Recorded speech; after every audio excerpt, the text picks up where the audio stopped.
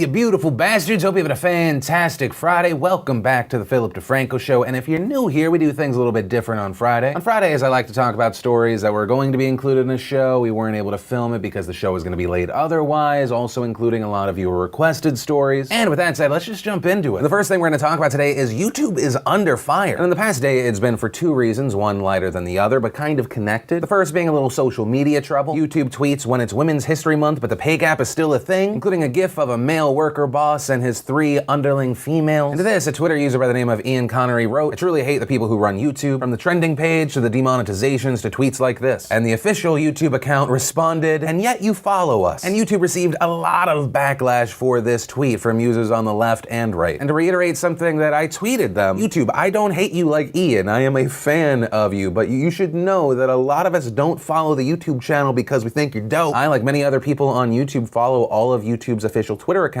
to see if they're changing the rules on us again, if stuff's broken again. And ultimately, a lot of us are following you because you're kind of our business partner. We are YouTube contractors and you're a tool that we use. You're not our favorite vlogger and you're definitely not the Wendy's Twitter account. But also, I think it's important to point out that when I'm saying, hey YouTube, I think what I'm really specifically saying is, hey person who has access to the YouTube Twitter account, slow your roll. Now, after a lot of the backlash, YouTube ended up deleting their "yet you follow us" tweet, but this story, once again, is connected to another story. And the way the story connects is that in the first part, YouTube was tweeting about the wage gap, being very pro-women, and at the same time, the news broke that there is a lawsuit against YouTube for not treating white men and Asian men fairly. There's a lawsuit that's been filed by Arn Wilberg. He's a white guy who worked for Google for 9 years, including 4 years at YouTube as a recruiter, and he alleges that Google set quotas for hiring minorities. And his lawsuit alleges that last spring, YouTube recruiters were allegedly instructed to cancel interviews with applicants who weren't female, black, or Hispanic, and to, quote, purge entirely the applications of people who didn't fit those categories. And according to the Wall Street Journal, who was reporting on this story, people familiar with YouTube's and Google's hiring practices and interviews corroborated some of the lawsuit's allegations, including the hiring freeze of white and Asian technical employees and YouTube's use of quotas. Wilberg's lawsuit also alleges that YouTube discriminated against him due to race and sex, saying they retaliated by firing him when he complained, and in the process violated anti-discrimination laws. And in response to this situation, a Google spokeswoman said, "We have a clear policy to hire candidates based on their merit, not their identity. At the same time, we unapologetically try to find a diverse pool of qualified candidates for open roles, as this helps us hire the best people, improve our culture, and build better products." And an important thing to note here is that outside of this lawsuit, YouTube has been attacked by both sides. This including a lawsuit from January saying that the company discriminates against women, and many also saying that Google does need to do more to promote diversity. This because if you look at Google's workforce breakdown, Google is 56% white, 35% Asian, 4% Hispanic, 2% black, and 4% multiracial. And by gender, 69% male, 31% female. And here's the thing regarding this specific lawsuit. Employers are allowed to do certain things to promote diversity in their hiring process. But according to Title VII, the federal anti-discrimination law, employers aren't allowed to make hiring decisions based on race and gender among other protected classes. And additionally, California labor law prohibits refusing to hire employees based on characteristics like race or gender. The lawsuit also alleges that minority employees for Google felt uncomfortable about a program called Project Mirror, a program that allegedly assigned a person being interviewed based off of if they were the same gender or race. Wilberg's lawsuit also alleging that YouTube tried to cover up these hiring practices, saying he was told in a meeting that YouTube had to, quote, clean up its diversity hiring practices, and that managers deleted all email messages about those goals. Also saying that sometime in mid-2017, YouTube told recruiting staff to stop tracking the number of hires for minority groups and instructed them not to make hiring decisions based on diversity status. And as of right now, that's where we are with the story. I think it is also very important to point out that this is a lawsuit. There are allegations being made. We've heard some responses from Google thanks to a Google spokeswoman, but we should also wait to see if they have more information coming soon. But that said, as of right now, I would love to know what your thoughts are on this story. So let me know in those comments down below. Then we had another requested story. This one I feel like leaned into the drama, but it also is a non-drama story because it involves something illegal. Many of their pranks were proven to be fake back in the past, and now some of them still do pranks and don't do pranks. Pranksters Vitaly and FuzzyTube, a name we have not mentioned on the show for a very long time, popped in the news. In the past week, we've talked about the massive creators, KSI, Logan Paul, saying they want to box each other. So there's been a lot of people vying to be in the undercard, other YouTubers just saying they're going to box other YouTubers. And in that general situation, popped out Fuzzy versus Vitaly. And in the previous video, we talked about in the lead up to fights, we should expect to see that there's going to be some drama. But right out the gate, this already looks like a different situation. Fuzzy makes this video yesterday, and there are some smaller claims. He says he knows Vitaly fakes pranks because Vitaly's the one that taught him how to fake pranks. Then he says he knows Vitaly's taken steroids, but then it escalates and he accuses him of assaulting women. You tell everybody that I was scared of Brazil. I was scared to have you vlog. I was nervous. You didn't talk about you assaulting women in Brazil. You didn't talk about me protecting you in your career. You didn't talk about me keeping my mouth shut, being a good friend to not hurt you. And after this video goes up on Twitter, he then escalates the situation, saying, "Dear Vitaly, you're a juiced up, insecure, misogynistic man-child rapist. The stuff I have on you is real. I've stayed quiet to protect you. Your time is up. These aren't light accusations. Welcome to the real world, pal." So he's just outright calling him a rapist. Now in response to this, Vitaly tweeted, "I love the new Fousey video, but why didn't you tell them about your addiction? All the hookers you've been banging and still bang from Backpage/Craigslist and about steroids. I got them from your dealer and we used to eat them for breakfast together." And he continued that point in a quick video saying that's actually the reason FouseyTube ended up being bald. Then you tell me about my steroids abuse.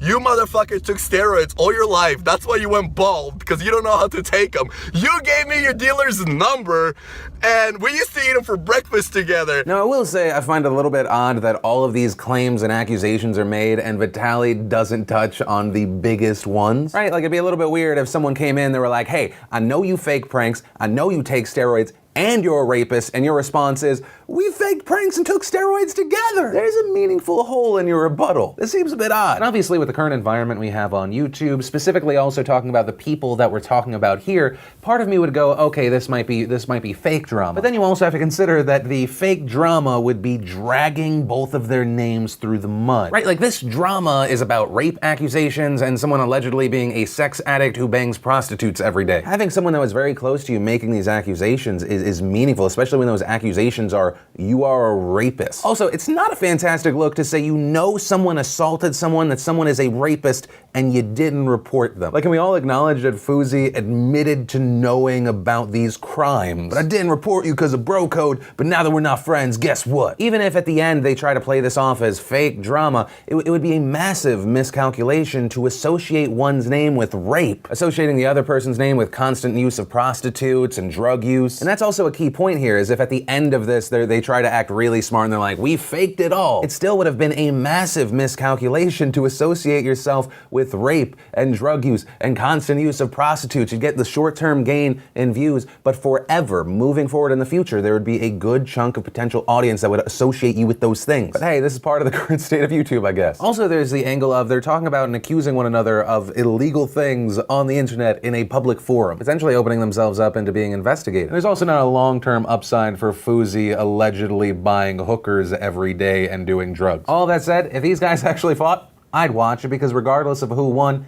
everyone would win. You know what I mean? Then one of the more requested stories this week was the story around Brianna Harmon. And we've talked about this story before, there are now new updates, but it is important that we walk through it for people who haven't heard it yet. So on March 8th, 2017 at around 5 p.m., police responded to a missing person report for Brianna Harmon. And when they arrived on the scene, the door to her vehicle was ajar, there were personal items scattered on the floor, this including her phone, keys, and one shoe. Reportedly, her fiance said he had seen her that morning. Neighbors said that they saw her outside walking the dog. The fiance also telling police that he had given Harmon a pocket knife and pepper spray. He also recalled Harmon telling him about sex trafficking in the area. And then at around 8 p.m., Brianna Harmon walked into the New Creation Church without any pants and said that she had been kidnapped by 3 black men wearing ski masks. Harmon saying they took her into a wooded area where 2 of the men raped her while one held her down. She said that they threatened her and then let her go after a struggle with a knife. Now, during the initial investigation, there were some weird things that stood out to the police. The biggest of these being that the nurse that examined Harmon found that there was no evidence that an assault had happened. Also, her wounds were not consistent with a struggle involving a knife. Also, officers claim they found additional evidence just 25 yards away from where she said the incident took place. Here they found a piece of glass with dry blood on it, 2 cigarette butts, one that had dry blood on it. They also found a pair of jeans with a long vertical cut in the front with small blood stains. And so investigators asked her about these things, and they said she didn't give them answers that satisfied all the questions. Then the next thing we know, on March 15th, Harmon's parents report her as missing again. Reportedly, she left them a note saying that she was taking care of some things, for them not to worry. Still, police looked for her. They were actually able to locate her, and they found her with someone named Tyler Steele. She was at his house. Reportedly, Steele and Harmon were having an affair. Investigators also found texts where she told him that her engagement was not going that well. And then on March 21st, Harmon admitted to filing a false report. Harmon telling police that she had gotten into an argument, she left her house to go on a walk, she ended up going to the woods and then began to cut herself. She then said she made up the story of being abducted because she knew her mother would be mad at her. And so then to the question of, well, why did she claim rape? She said when she was at the church, they asked her if she had been raped and she just shook her head yes. Now originally Harmon was charged with a misdemeanor for filing a false report. court, but those charges were later raised, upping the charges to 2 third-degree felony charges for tampering with physical evidence, 1 third-degree felony charge for tampering with a government record, and 1 state jail felony charge for tampering with a government record. And additionally, the police department was seeking $8,000 in restitution. Now, with the third-degree felony charges, each of those would carry 2 to 10 years in prison and a $10,000 fine, and the state jail felony charge is up to 2 years in jail and a $10,000 fine. And as far as why these charges were upped, according to District Attorney Joe Brown, Ms. Harmon was originally arrested for the misdemeanor offense of false report to a peace officer. However, the more we have looked at what happened in this case and considered the harm it caused and certainly could have caused, we believe what she did fits these higher charges. What she did was very serious, and we believe it was felony conduct. And all of that brings us to the biggest update around this story, and that is Brianna Harmon has pled guilty. But, and most likely a lot of you won't be happy about this, it was part of a plea deal and she won't serve a day in jail. And reportedly the plea deal gives 2 options for punishment. There's regular probation and deferred adjudication, neither of which involve jail time. And that said, she is scheduled to be back in court on March 20th for sentencing. And personally, I just have to say I'm disgusted and disappointed in this situation. I'm personally of the belief that when someone makes an obviously fake claim like this, there's no he said, she said, the 3 people she was talking about didn't exist. When someone makes a false rape claim like this, they need to be held accountable. They need to be punished to the fullest extent of the law. Make an example out of this disgusting person, this outlier situation, this minority percentage of false rape claims. People like this make it so much harder for the real victims out there to be believed. And that's without even jumping into the fact that after she just simply nodded her head that she was raped, she then said 3 black men did it. I guess there's nothing quite like when you're already making a false rape claim to then just perpetuate racist stereotypes about black men. But yeah, probation's the just punishment here. That's where I'm gonna end that one. Then in President Trump news, we learned that next week he's going to be meeting with video game industry executive. This is part of his continued discussion around school safety. And I just wanna say, and this is me here, I understand that everyone is trying to find solutions, but I don't believe blaming video games is the answer. Without going into my whole 2-minute spiel that I unfortunately have to say every time there is some horrible shooting or horrible tragedy and someone tries to blame the video games, while you can Google enough to eventually find some study that backs up what you want to believe, a vast majority of studies, specifically the newer studies that experts say use better methods, fails to show that there is a causal relationship between violent video games and someone actually perpetrating a violent act. And as far as the conversation of kids playing the games, there is already a rating system that is then on the parent. And I feel like if it was people that were actually playing video games talking about this situation, they would realize how stupid it is. If we're playing GTA 5 together, there is an 88% chance that when you are not paying attention, I'm going to try and blow you up. But that does not transition into the real world. They always blame the video games, the movies, that devil music. I think we just need to focus on the real issues and not waste time here. That said, if you are a fan of video games, you may have some reason to fear. Because if Donald Trump still feels how he felt back in 2012 when he tweeted, video game violence and glorification must be stopped, it is creating monsters, then we may be seeing some overreaching legislation in the near future. And that tweet's why I mentioned this story, because the president just meeting with people isn't a big deal, but when you look at what he said in the past, when you look at him talking about rating systems for video games that already exist based off of a recent quote of him saying that they need a rating system, I'm kind of concerned about what we're going to see following this meeting. Then let's talk about the bastion of freedom that is China. And when I say that, hopefully you know I'm being sarcastic. Of course, when most people think of China, they think of it as an authoritarian state. They try to control what the people see, think, and do. But now on top of being authoritarian, there is a fear of a full-on dictatorship. Now, some of the biggest deterrents keeping anyone from getting too much power in China is that there is a strict set of term limits for government officials. And conventional norms say that party officials retire at 68. But this whole system is about to change. This past Sunday, China's Communist Party recommended to the National People's Congress that the 2-term limit for the president and vice president be removed. And while this is just a recommendation, it is widely believed the constitutional amendments will be rubber stamped at a meeting of Congress on March 5th. And those proposed changes would allow President Xi Jinping to remain in office indefinitely. And this really changes the game for China's future because Xi Jinping will be 69 when his second term ends in 2023. And so with the way things are now, it was widely believed then he would be removed not only as the president, but that he would also step down as the head of the Communist Party since he'll be past 68 years of age. Now the thing is, this is not a completely unexpected move. There had been red flags. Things like normally when going into the second term in China, the president would choose a successor for his position as head of the Communist Party and as president of China. Xi Jinping never did that. It appears it wasn't just because he was too busy. But that said, this is a massive shakeup for the country. I mean, this is a known issue for China. The term limits were put in place back in the 1980s thanks to Deng Xiaoping. This to prevent China from being subject to a dictatorship again, like when Mao was in power. Back when Mao passed, there was massive political chaos, there was infighting, and it was because most of the country had just been wrapped up in the idea of one person, Mao. And the term limits were supposed to help alleviate that. It was one of the few checks and balances China actually had to prevent someone becoming the next Mao. And the thing is, in China, there are a good number people that are completely fine with this. Some in the country call him Uncle Xi. He is widely popular in China, especially among rural areas and blue-collar workers. He has a large cult of personality, much like Mao. He's credited with helping guide China into the 21st century. People also credit him with helping put down corruption in the party and the government. When told about the news, one college freshman said, "It's not a bad thing to remove term limits so long as the leader has strong abilities. President Xi is such a person." Papers like the ultra-nationalistic Global Times said this is a necessary response for China to take its place atop the US. The state-run People's Daily tried to dissuade fears of dictatorship, saying, "This amendment does not mean changing the retirement system for party and national leaders,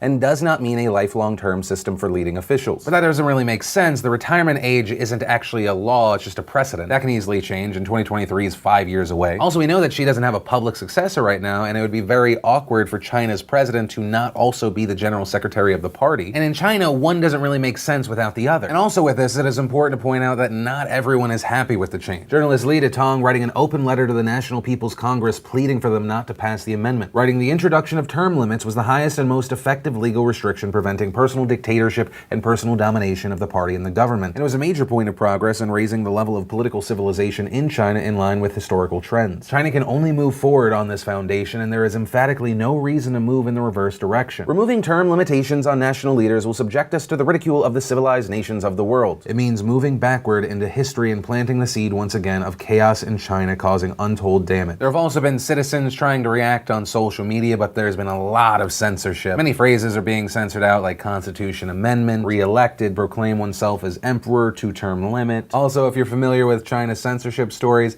yes, they are censoring Winnie the Pooh again. There's this whole meme in China where people online say she looks like Winnie the Pooh. And it's kind of silly and funny, the idea of a government cracking down on Winnie the Pooh to control the people is. This is also a very troubling situation, especially when you look to China's past and you see how many people died when it became all about one person in control forever. And you can have the paper say, no, it's not about trying to create lifelong term limits. Once you open the door, it's going to be abused. And it's both shocking and really not so shocking when you think of what power does to people to see China go down this road considering their past. I mean, just read up about the deaths under Mao. Even if you think that Xi is perfect, if you create a system where tyrants can thrive, if the person in the position doesn't become a tyrant, someone eventually will. And it seems pretty obvious what they're trying to do in the country. When you look to, once again, the Global Times, one of their ultra-nationalistic papers saying, "Democracy, which has been explored and practiced by Western societies for hundreds of years, is ulcerating. Our country must not be disturbed by the outside world or lose our confidence as the West grows increasingly vigilant toward China." And obviously, while this is a China-focused story, this is also very concerning considering China is one of the largest players in the world. Right, and if you kind of take a peek at everything that's happening internationally, it feels like something bad's about to happen. Whether it be issues in the environment that cause desperation like we're seeing in Cape Town with water, massive divide and distrust in the United States, US-Russia tensions at an all-time high, Putin going on television talking about that he's got nukes that nothing can stop, panic and starvation in Venezuela, whatever the hell's still happening in the EU, Israel and Palestine are still things. Don't know if you've heard about them before. Apparently they're not big fans. Man, oh man, I just feel like I wish there were some days where it was hard to find news stories. But on that cheery note, that's where we're gonna end today's show. And remember, if you liked this video, you like what I'm trying to do on this channel, hit that like button. If you're new here, hit that subscribe button. It'll help make sure you don't miss these daily weekday videos, which actually, if you did miss yesterday's show, you wanna catch up, click or tap right there to watch that. Or if you need something lighter, we have the brand new behind the scenes vlog today, click or tap right there to watch that. But that said, of course, as always, my name's Philip DeFranco. You've just been filled in. I love yo faces, and I'll see you Monday.